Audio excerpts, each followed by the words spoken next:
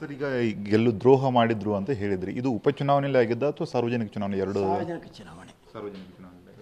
ಈ ವಿಚಾರವಾಗಿ ನೀವು ಬಿಜೆಪಿ ಯಾವೆಲ್ಲ ನಾಯಕರಿಗೆ ಹೇಳಿದ್ರೆ ತಲುಪಿಸ್ಬೇಕೋ ಲಿಖಿತವಾಗೇ ತಲುಪಿಸಿದ್ದೀನಿ. ಏನು ಹೇಳಿದ್ರು ಸರ್ ಅವರು? ಅವಾಗ ಏನಾದರೂ ರಿಪ್ಲೈ ಮಾಡಿದ್ರು? ಮಾಡ್ತೇನೆ ಅಂತ ಹೇಳಿದ್ದು, ಮಾಡಿಲ್ಲ. ಇವತ್ತು ಮಾಡಿದ್ದಲ್ಲ ವಿಪ್ಲಯ, ಇದೇ ವಿಪ್ಲಯ ಮಾಡಿದ್ದು. ಇದೊಂದೇ ಕಾರಣಕ್ಕೆ ನೀವು ಪಕ್ಷದಿಂದ ಅಂತರ ಕಾಯ್ದು ಅಂತಲ್ಲ, ಇದು ಒಂದು ಕಾರಣ ಅಂತೇಳಿ ನೀವು ಅಷ್ಟು ಹಗವಾಗಿ ಯೋಚನೆ ಮಾಡಬೇಡಿ. ನಾನು ಮೊದಲ ಒಂದು ಶಬ್ದವನ್ನು ಉಪಯೋಗಿಸಿದೆ. ಒಬ್ಬ ಶಾಸಕ ಸ್ಥಾನ ನಿಂತಕ್ಕಂಥವನಿಗೆ ಚುನಾವಣೆಯ ಕಾಲದ ಸೋಲಿನ ಪ್ರಯತ್ನ ಪಕ್ಷದಿಂದ ಆಗ್ತಾ ಇದೆಯಲ್ಲ, ಅದಕ್ಕಿಂತ ದೊಡ್ಡ ಕಾರಣ ಯಾವುದೂ ಬೇಕಾಗಿಲ್ಲ. ಇಷ್ಟೆಲ್ಲ ರಾಜಕಾರಣ ನಡೀತಕ್ಕಂಥದ್ದೇ ಗೆಲುವಿನ ಬಗ್ಗೆ. ಬೇಡ ಅಂತಂದು ಅವತ್ತು ಚುನಾವಣೆ ಟಿಕೆಟ್ ಕೊಡ್ತಕ್ಕಂಥ ಅಧಿಕಾರ ನಿಮ್ಮ ಕೈಯಲ್ಲಿತ್ತು.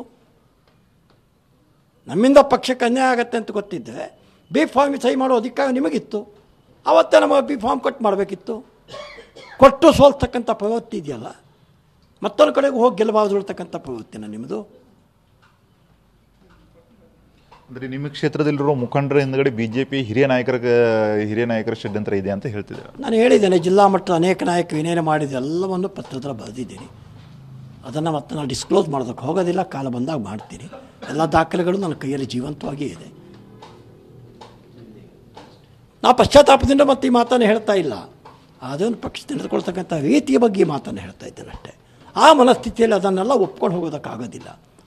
ಸಾರ್ವಜನಿಕ ಜೀವನದಲ್ಲಿ ಇರ್ತಕ್ಕಂಥವನಿಗೆ ಸ್ವಲ್ಪ ಆದರೂ ಸ್ವಾಭಿಮಾನ ಹೇಳ್ತಕ್ಕಂಥ ನಮಗೂ ಇರಬೇಕಾಗತ್ತೆ. ಸ್ವಾಭಿಮಾನದಿಂದ ಕೆಲಸ ಮಾಡ್ತೀನಿ.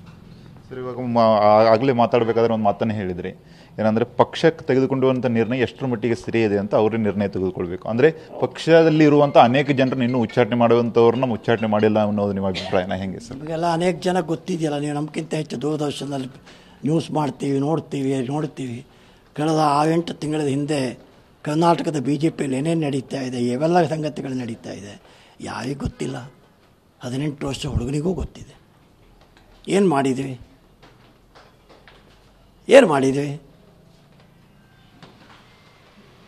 ಯಾವಾಗ ಮಾಡ್ತೀವಿ? ಯಾಕೆ ಮಾಡ್ತೀವಿ? ಯಾವನ್ನು ಮಾಡ್ತೀವಿ? ತಪ್ಪಿಗೆಲ್ಲವೂ ನಾವು 3 ಜನ ಕಾರಣರಾದವ ಈಗ, ಅಥವಾ ನಾವಿಬ್ಬರೇ ಕಾರಣರಾದವ?